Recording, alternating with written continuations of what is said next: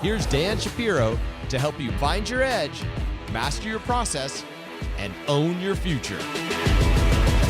Hey guys, good morning everybody. Happy Sunday and welcome to another edition of the AccessTrader.com weekend update show. Hope everybody is having a great weekend. Guys, take a moment out, support the channel. It takes a second out of your time and click that like button. If you haven't done so already, subscribe to the channel and hopefully, again, I can point you in the right direction. So let's talk about it, right?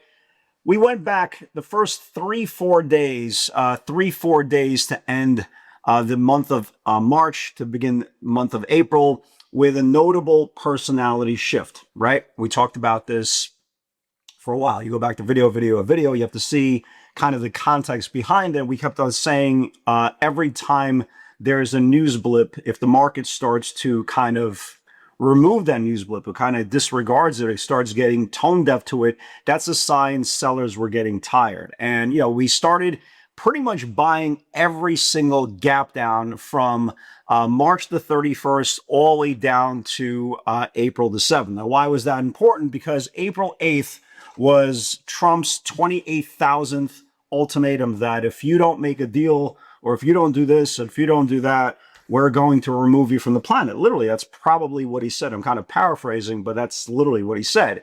And just like every other ultimatum, well, there was an extension. We kind of knew that was going to come, and it did come. And that day, the market reclaimed back not only the 200-day moving average on the Qs, we reclaimed back the 50-day. Again, for all you guys who've been watching and following along for years and years and years, and I've been hosting the Access a Trader platform for almost 17 years now, you know above the 50-day is bullish, below the 50-day is bearish. So on April the 8th, we reclaimed the 50-day moving average, which was a very, very big deal. And the question was, well, now that the news is out, and now that they have 2 weeks to kind of try to figure out a deal, is this baked into the market? And again, can they hold on to the 50-day moving average?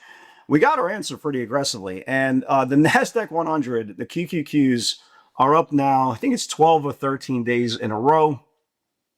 This is the biggest move since 1982.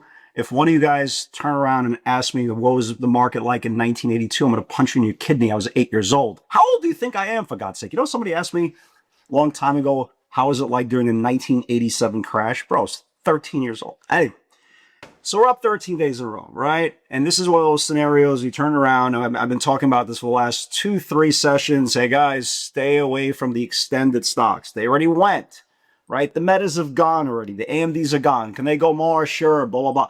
But stay to the ones that are coming out of the bottom of the ranges. To stick to the ones that are coming out of their intermediate ranges. Stick to the ones that, if you're wrong, right, you're jumping out the first floor, not the 12th floor, because this is unprecedented. Again, I don't remember the last time the QQQs were up 13 days, right? I don't remember the last time there was this much euphoria. I just don't remember. Is it possible if I go through the chart? Sure, I'll find something. But from the headlines, it said that this has been kind of the biggest move since 1982. Again, I was 8 years old. I promise you, I didn't know what the market was like. So where are we now? Here's the latest developments, right? So on April the 8th, we got that extension, 2-week extension. Let's see here. A couple of days ago, we got another extension, right? We got another extension, a 2-week temporary ceasefire between U.S., Israel, Iran. Pakistan brokered the deal. Kudos to Pakistan, trying to make a little bit of goodwill in the world. Kudos to them. The whole point was the Strait of, I call Hummus, it's not, it's Hormuz, but the Strait of Hummus, right, to be open to kind of a good faith for negotiation. That lasted for 1 day, right? It was open on Friday. The market went crazy. And after the close on Friday, or excuse me, Saturday, one of those days, basically Iran closed the Strait of Hummus. Okay. And now we're back to square one, right? We're back to square one after this absolute magnificent move. Now, yes, logically, the market probably gabs down, unless there's some news from now till morning, right? Morning at the open.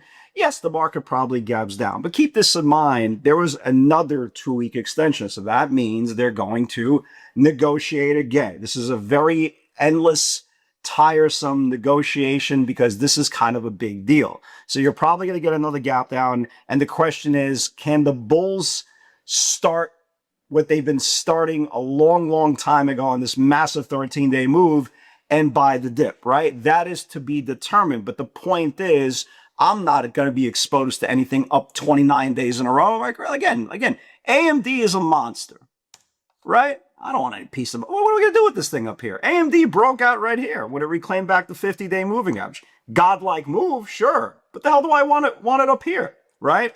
Amazon, right? Godlike move, right? When it reclaimed the 50-day moving average on March the 3rd. This was 220. The stock went to almost 257, right? These are massive moves where the value, what we're continuing to see is stocks coming off the bottom. If you watch the videos all of this week, you knew what we were going to buy. We knew what needed to be confirmed, and you knew what potentially could have gone crazy. And let's talk about it, right?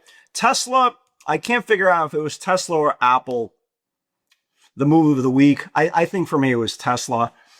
So we talked about the last video, I think it was on Tuesday or Wednesday. We talked about, again, all you got to do is go to the previous video that, I joked around that Tesla got rejected 286 times off the 20-day moving average. You can see how many times. 1, 2, 3, 4, 5, 6, 7, 8, 9, right? Finally reclaimed and went absolutely nuts. The next day arrested. And yeah, on Friday, it went absolutely nuts. We got long off the 39.30s level.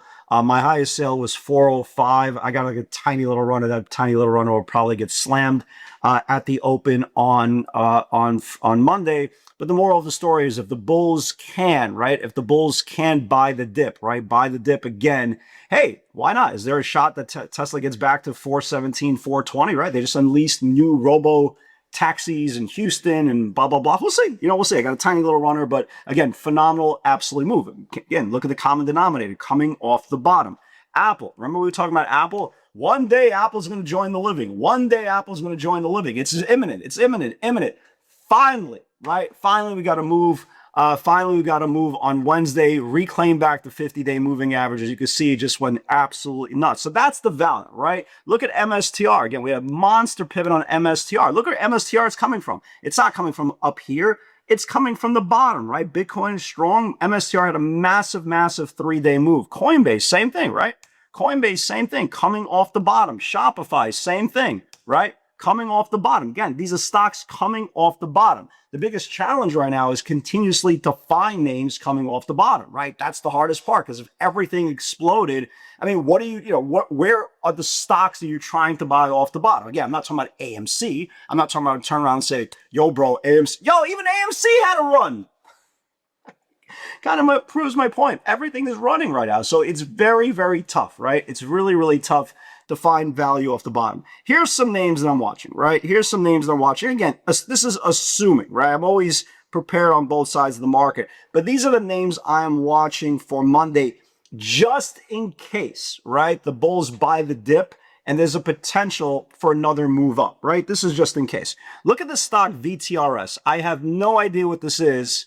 But look, it's coming off the bottom. First close off the 50-day, above the 50-day moving average. Again, it's not really my thing, right? It's a $14 stock. But again, a lot of people like to trade different asset classes. So VTRS, again, another name coming off the bottom. If it reclaims back the 50-day moving average, it can wake up.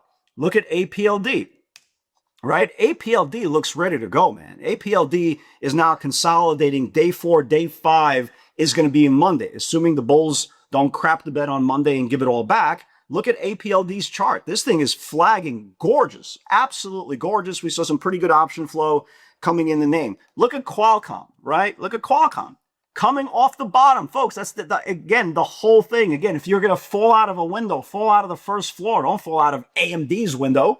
Don't fall out of Amazon's window. Fall out of the first floor. Look at Qualcomm. Day 1 above the 50-day moving average close, assuming the bulls can buy the dip. Keep an eye on keep an eye on Qualcomm above the previous day's challenge. And look at ARM, right? ARM is just kind of like, it's just digesting this whole massive move, right? It's only reason it got rejected on Friday was the upper Bollinger Band. Watch ARM for this week, right? If ARM can reclaim back this upper Bollinger Band, this thing can wake up. Obviously, Tesla, I'd like to kind of add at some point.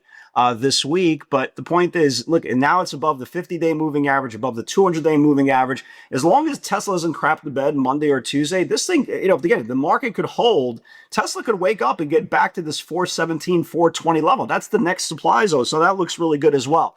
On the downside, right? On the downside, and again, I'm assuming if the market gaps down a lot, these setups are not going to be there, right? But Micron, right? Micron, what happens if it loses a 3-day range, right? I'm not saying it will, but at least you got to be prepared, right? What happens if it loses a 3-day range and gives up the 5-day moving average? Netflix came out with earnings.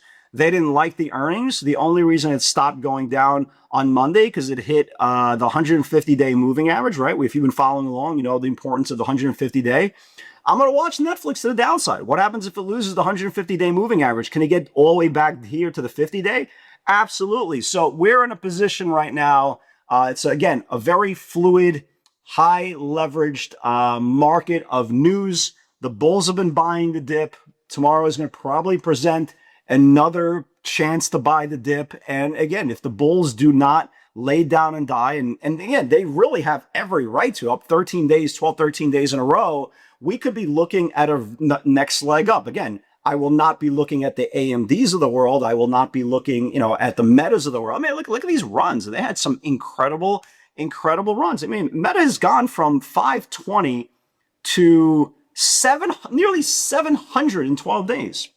Where's your value there, right? Again, if you're sitting down for a 6-course meal, right? Sitting down a 6-course meal, it's very gluttonous. Okay, mindset. It's very gluttonous to attack the waiter as he's picking up your plate and you're trying to lick the plate clean of crumbs. It's very gluttonous and socially unacceptable. So we continue to look at the bottom ranges. We continue to look at alternative names that we're maybe not familiar with, but are coming out of very, very aggressive spots. And that's your safety factor. You can still capture all the upside, but still have the exposure of jumping out the first window, hopefully only a skin knee. So it's going to be very interesting to see if the bulls can buy the dip.